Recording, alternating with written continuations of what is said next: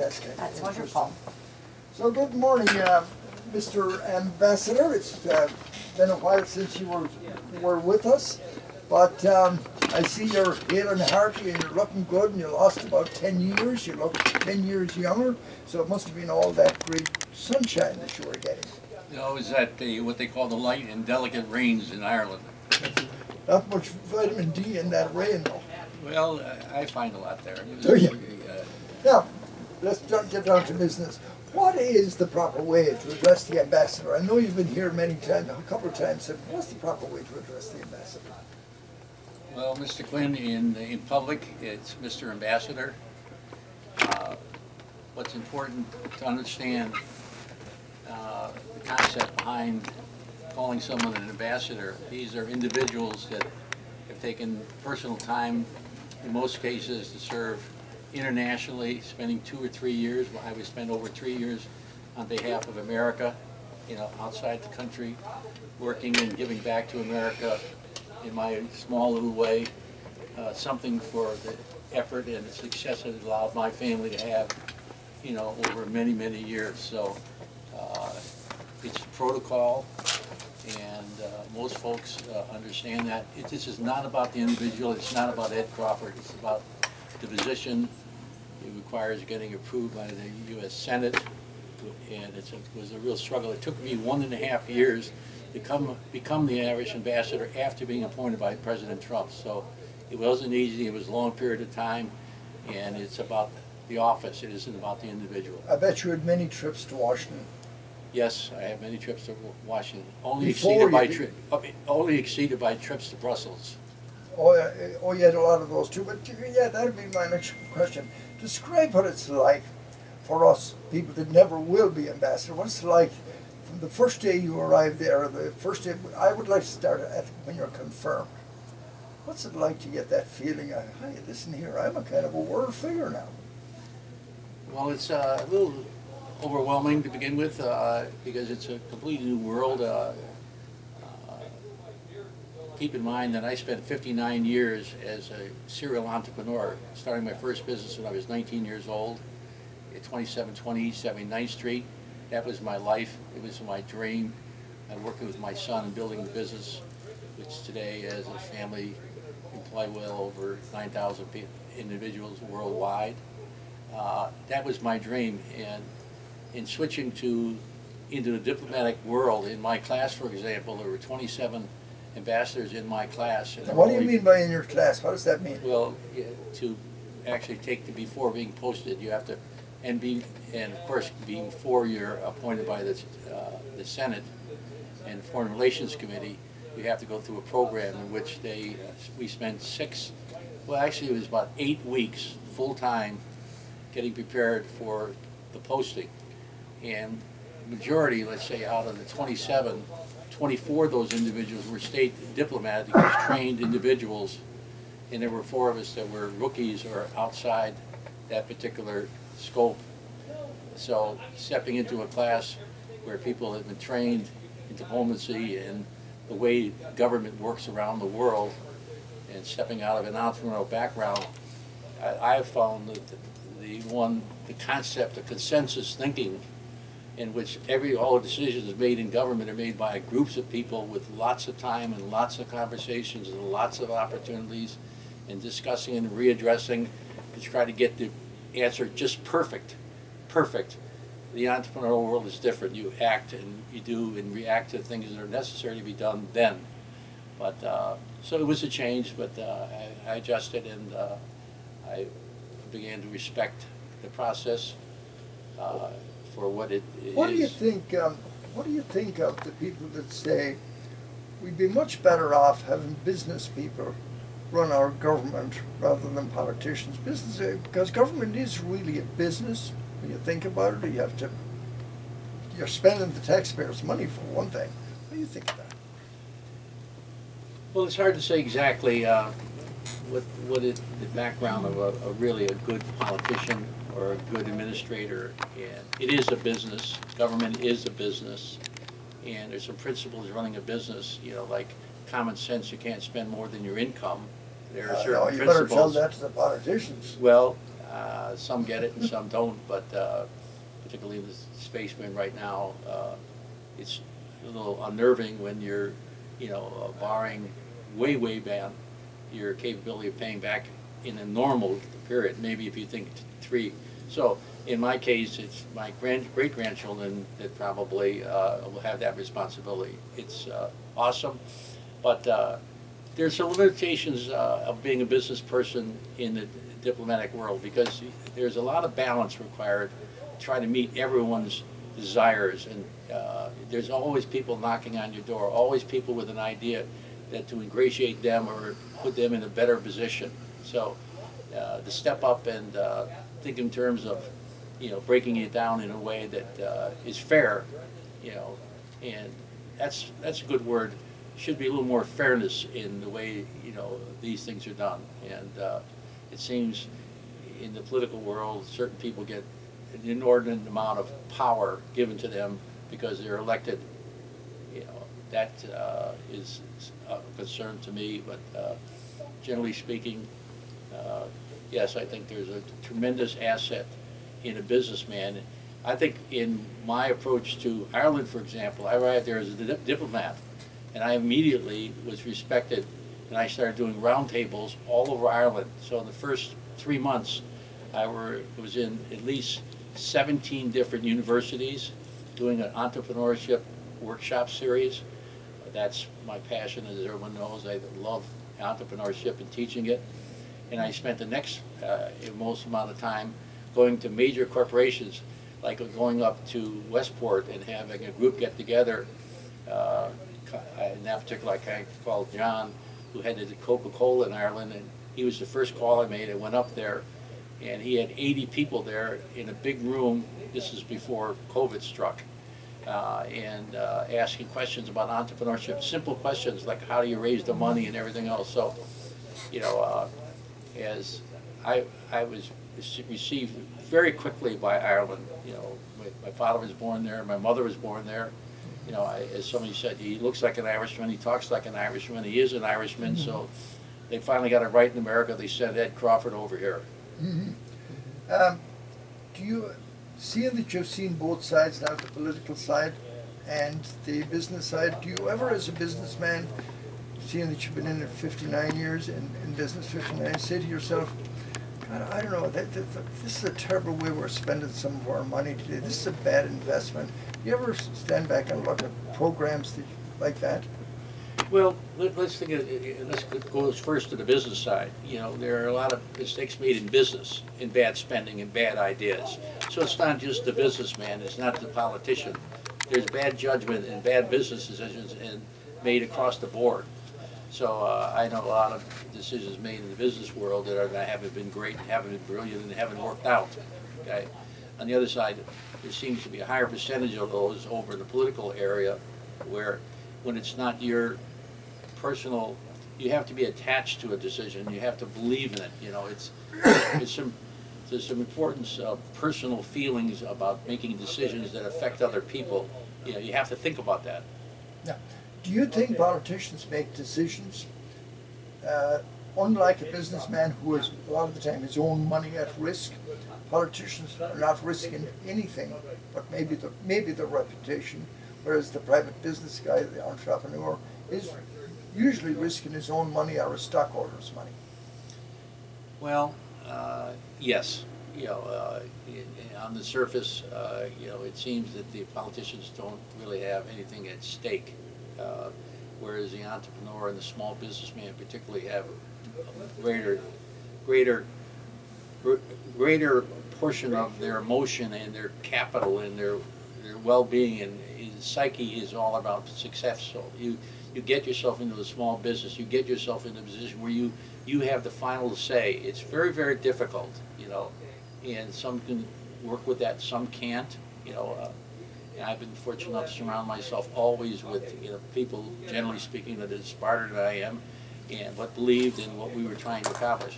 Politicians not necessarily believe in what they're talking and what they're representing. They believe and they'll support things that will get them reelected. Exactly. They're not spending their own money. I'm going to take a break here for a minute. Is that all right? She used to come to Dallas every year. Mm-hmm. I think most of them are gone, or most of them died. There's 3 of them alive, I think. Paddy Maloney, Matt Malloy, and Sean Keane. They may have been there that night. Do you remember, was there a piper there playing the yellow pipes? Well, there were many musicians, and you know, they right, and he put me right on the spot. He asked me to come up, and he says, you know, and they started playing and led right into it. Said, you know, of course you'll sing for us this evening. And I said, hey, Pastor, and I said, of course I'll sing for you this evening. And I rolled right into my, seems like only yesterday, Land Afar, and wandered in from Aaron's Island, landed into New York. And I went on and on and on and on. It went from one verse to another, to a different song. It was very exciting. And actually, it was pretty much on key. It was just kind of exciting. Yeah. Normally when I get really revved up, I'm not on key. And they joined in, of course? Of course they did. And the music, of course, they switched to music as quickly as soon as I got to that song. I didn't get the first. I just seems, and they were on it. Yeah. They were on it fast, you know. And everyone's playing. The fiddle jumped in first. I know that because it was so loud. It was close to me, because I'm sitting on the stage there. It was one of the very exciting moments in Ireland. There's a great deal of respect in Ireland for the ambassador from America.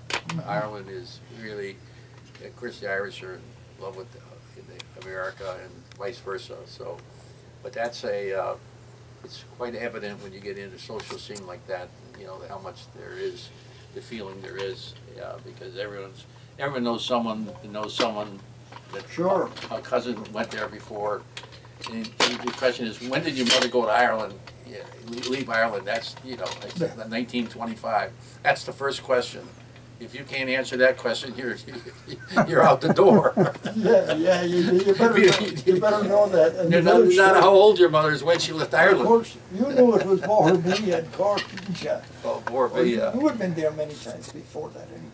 Well, the greatest day of my whole serving there was the first week I was in Ireland. I decided to go down to Borby to celebrate my mother, you know, and the fact that, you know, what had happened. And I was there in a little community of 600, and it was wonderful, and they had the band, and it's a whole town. I saw it on the internet. Yeah. And watched it. It was great. And some woman taps me on the shoulder, and she says, Mr. Ambassador, my name is Mary O'Connell. I said, well, hi, Mary O'Connell. She said, would you like to visit your ancestors' home? And I said, yes, I'd love to visit it, you know. And many, many years before that, Mary and I had been there as young people. Your wife, Mary. Yeah, and at that time, there was still outdoor plumbing.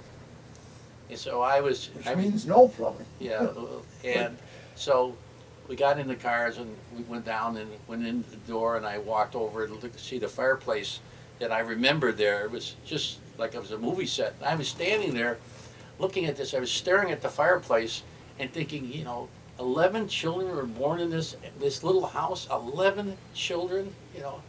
But then I started focusing. One of the reporters came up to me and said, Ambassador, you're just staring at the fireplace. What are you thinking about? And I said, well, I was just doing the math. I figured out my mother left here, okay, in 1925 when she was one of 11. 11 and 17 years old, okay? And to get out of Ireland at that time, her method was she joined the Franciscan nuns. So they picked up a lot of girls from Cork, okay, and take them down, and she was trained there for 6 months and then left Rome up to Ellis Island to come into Manhattan. But I was sitting there going through the math. I love math. And I said, and he says, he says, I just figured out my mother left here 95 years ago by herself, went into Rome, went to Ellis Island, married my father who was from Monaghan in the north. They would never have met in Ireland if that would have been the case, okay? And they had 3 boys, and they sent one of the 3 boys, Edward Francis here, back to from all their efforts in America back to Ireland 95 years later as the ambassador. One generation, both parents immigrants, and I'm very proud of that. And when that story was printed in Ireland, from then on I was the toast of the country. I mean, Yes, everyone just right. loved it. The whole background in how sincere it was about that, and it's quite a statement. Oh yeah, the homecoming is just, it's wonderful, and you have to feel like you're the most important person in the world to them also there in that village. We are. Yeah. Oh yeah, they love it. And I've set up a foundation there for the school there, so I'm in contact, and the person I'm dealing with is a doctor, and she's a doctor, her mother's a doctor, and her father's a doctor. So they have this little practice in this little community. It's charming as can be, it's exciting, but it's old-fashioned, very, very old-fashioned.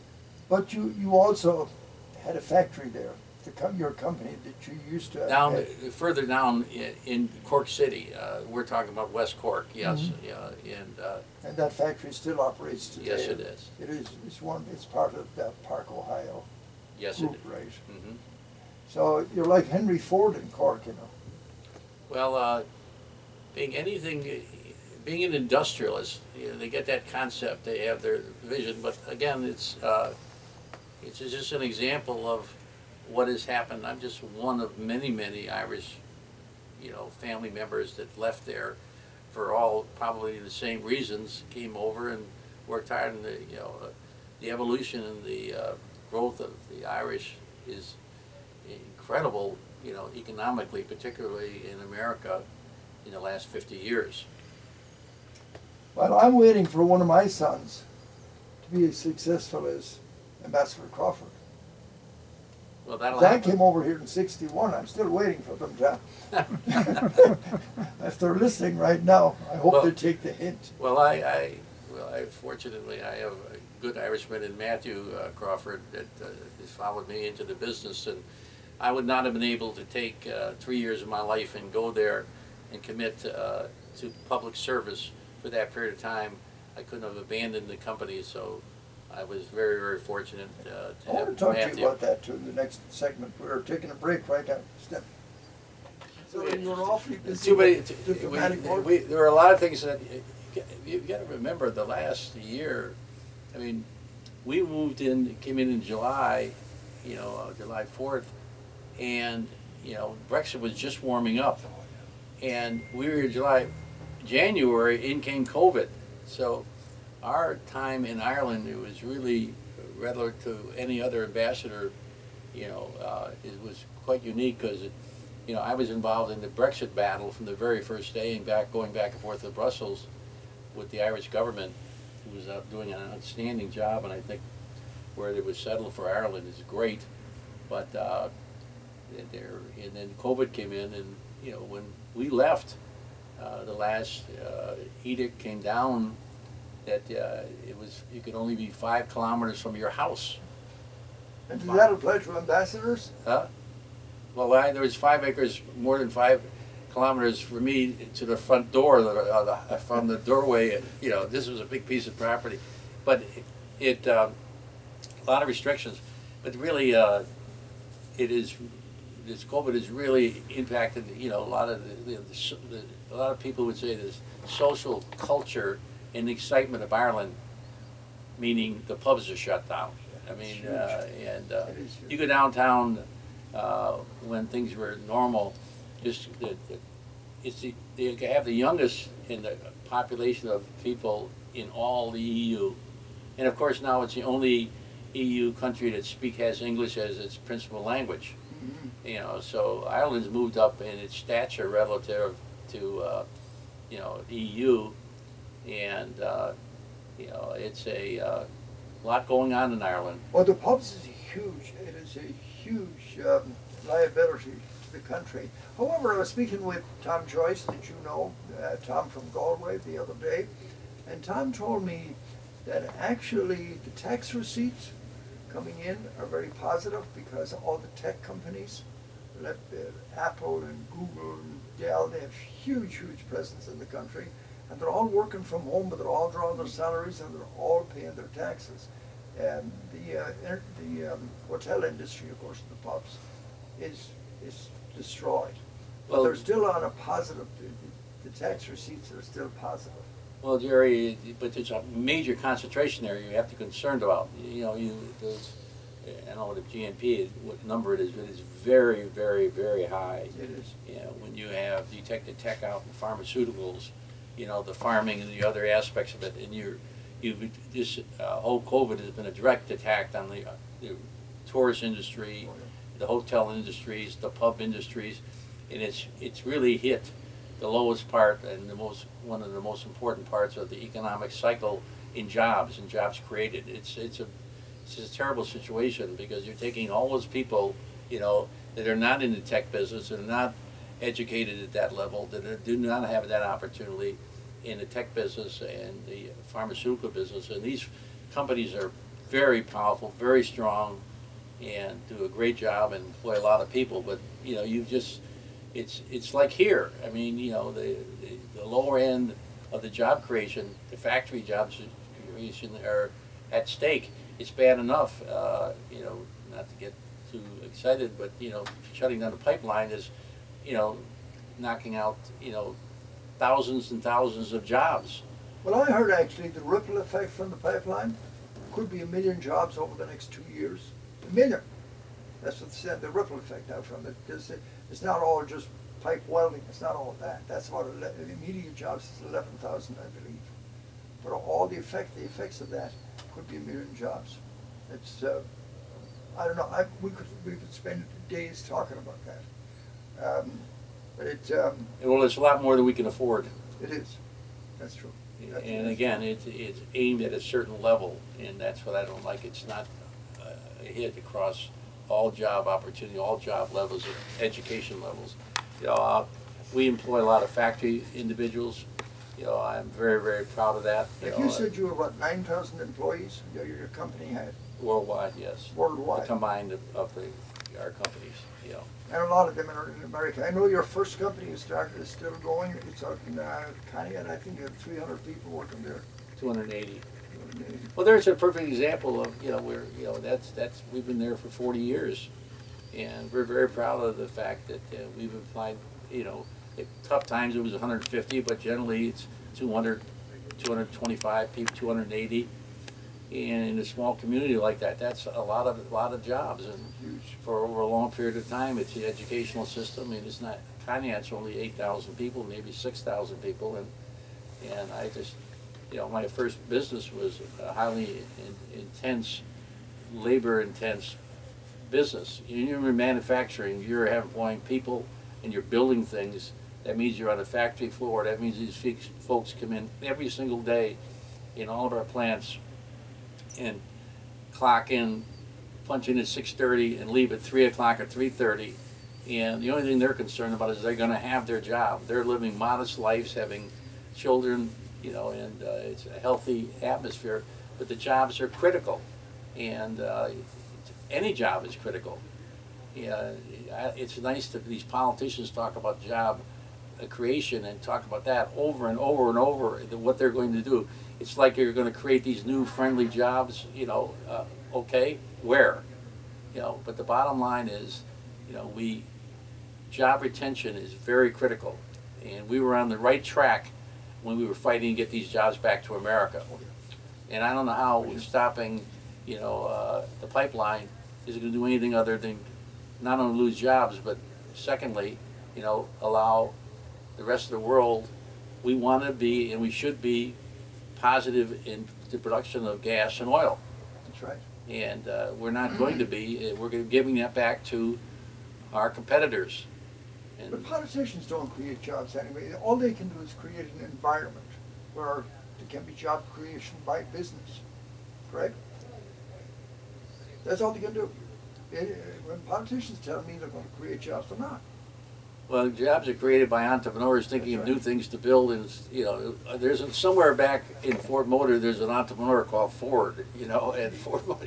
There's always, you know, there's always some one person, and their energy and their support creates jobs, and it's their responsibility in partnership with their employees to keep the jobs.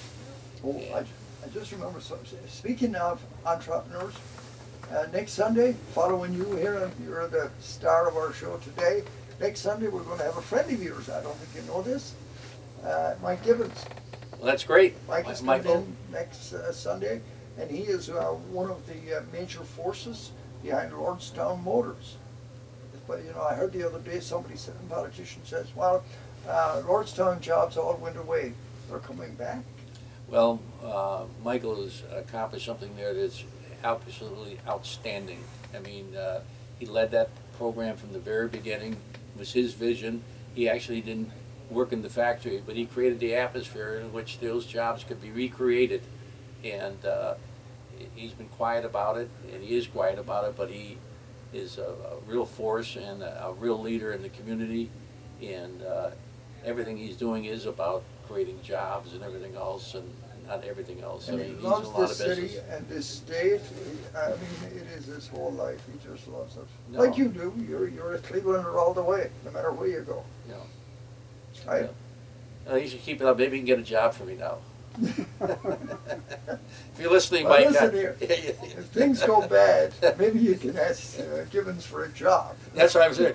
That's Yeah. great. That's a great idea, Jerry. Maybe if they sack me on the Ask him. program, Ask me when he's here next week if he'd like to hire me.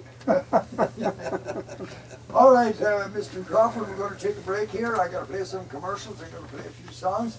If you want to have a glass of water or a glass of whiskey, whatever Eddie has. And Jerry, I'm going to open that studio door and allow some fresh air and beauty to come into the studio. Okay. All right. In the meantime, let me get over here to our spot. When they had the tenors, we were living out at the embassy. Most of the time was where I spent was downtown in Dublin in the embassy, and then of course the residence is out in Phoenix Park.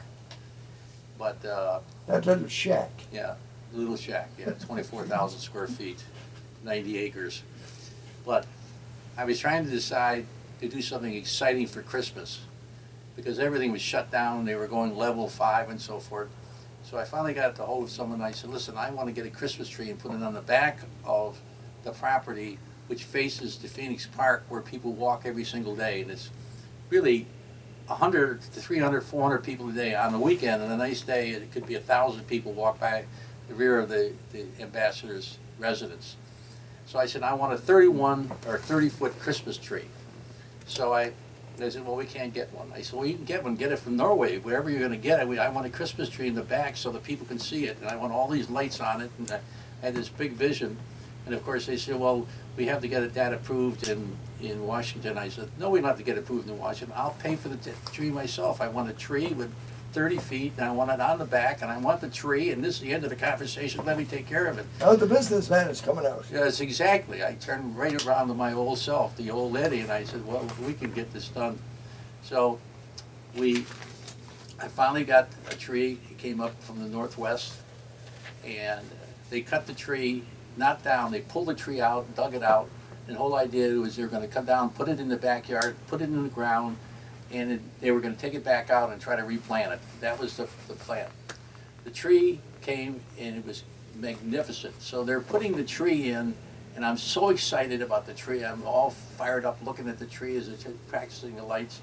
And I got the head butler calls over at Brian and says, we have one of the 3 tenors on the phone.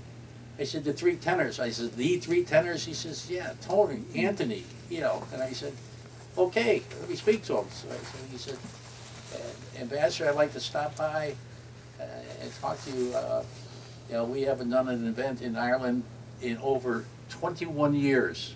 21 years, because we was always touring, but we have not been touring. We haven't been out this year, and I'd like to do something special for the Irish people. I said, okay. He says, why don't you come over? So 8 o'clock the next morning, here he comes at the front door. There he is, standing right there. He comes in. Was that Anthony Kearns? Yeah. Yes. And we started walking around and the ballroom, and I said, this is where my tree's going. He said, what tree? I said, I'm bringing a tree, and you know, so forth. And I was all fired up about the whole idea. And I was getting excited by the minute. So he said, we'd like to come and we'd like to do a concert. It's a private concert. It's not, you can't publicize it. Just come there. So I said, you know, good. I said, you know, we got the screens and so forth. He said, no, I'll bring the crews and so forth. So this was on a Saturday night. So the crews just showed up. It was unbelievable. The tree was up now, and the lights were up, okay, and I had a button, because I had a little young man who played the bagpipes, and he was going to light the trees, because right across Phoenix Park, there's a hospital called St. Mary's, and I had been talking to the manager there, and I said, I'm going to turn all these lights on Saturday at sunset for all the people. Get them to line them up to the doors or whatever you have to do, you know. So, and Anthony came in. They came there at 9 o'clock with a crew of 11. They spent, it took to 2:30, 3 o'clock for them to get ready to do the presentation, to do the concert. Yeah. And there were, the piano was good enough, but the violinists and everything else, and they're singing, and they hadn't sung together in all that period of time. So it literally, they started working out with the songs and had this sequence and where the piano was and the noise and everything. It was like a show before a show. I'd never seen that. I've seen the shows, but it was incredible. Listening to them talk to each other and so forth, and laughing about skipping words, and we had to go back and sing it again, and you know, one take. So they said, then at 3:30, 4 o'clock, we said, we're all set. We're going to go at 4:30. I said, okay, 4:30. You know, and I'm dressed down. I got leeways out watching all this thing. They all brought all their tuxedos and everything else. They had them all in the closet, the front closet. They all changed in their tuxedos. The girls put their dresses on. We had them in the rooms. They put their dresses on. They came down, all got there and so forth. And they started, and the tree, they loved the tree. They loved the tree, the whole idea of the tree. So it was an incredible concert. It was hour and a half take.